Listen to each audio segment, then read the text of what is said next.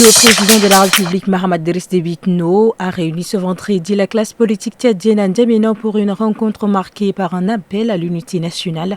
et au renforcement de la démocratie à quelques mois des élections législatives et locales prévues à la fin de l'année. Le chef de l'État a souligné que le pays est sur le point de finaliser le retour à l'ordre constitutionnel avec des élections législatives et locales à venir. Il a exhorté la classe politique à s'engager pleinement dans ce processus tout en affirmant son engagement personnel à garantir des élections libres, transparentes et respectueuses du choix des électeurs. Le président a également abordé les défis conjoncturels tels que les inondations et l'afflux des réfugiés soudanais qui mettent une pression supplémentaire sur les ressources du pays.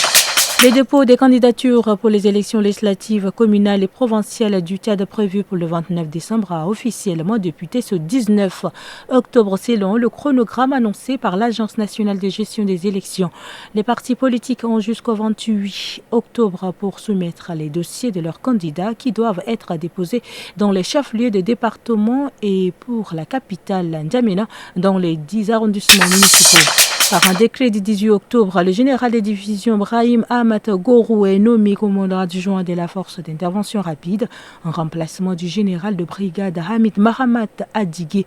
Pour rappel, Brahim Ahmad Gorou était à la tête de la direction générale de la police nationale qu'il a dirigée pendant 11 mois avant de céder au nouveau Togou Digo Maïdé ce jour 18 octobre. 2765 candidats composent du 19 au 20 octobre les épreuves écrites session 2024 du brevet des techniciens supérieurs national. Le ministre de l'Enseignement supérieur et de la Recherche scientifique, Dr Tom Erdimi, qui a procédé au lancement de cet examen au lycée féminin d'Amir Guédé. À la suite des cris de détresse lancés par le gouverneur de la province du Bata, Mata Goukeni Mourali, et des cadres des ressortissants de la dite province consécutifs à l'interruption de la desserte en électricité dans la ville d'Ati par la société ZIZ, le ministre de l'eau et de l'énergie Pascal Kanabé Marcelin à la tête d'une importante délégation comprenant des cadres du ministère ainsi que de la Société nationale d'électricité a effectué une mission sur le terrain du 15 au 17 octobre à Ati. La délégation a constaté qu'après une interruption de 3 mois de la desserte électrique due à une panne technique au niveau de production de la centrale des ZIZ, le problème est réglé. Le gouvernement, à travers le ministère de l'eau et de l'énergie et la société ZIZ,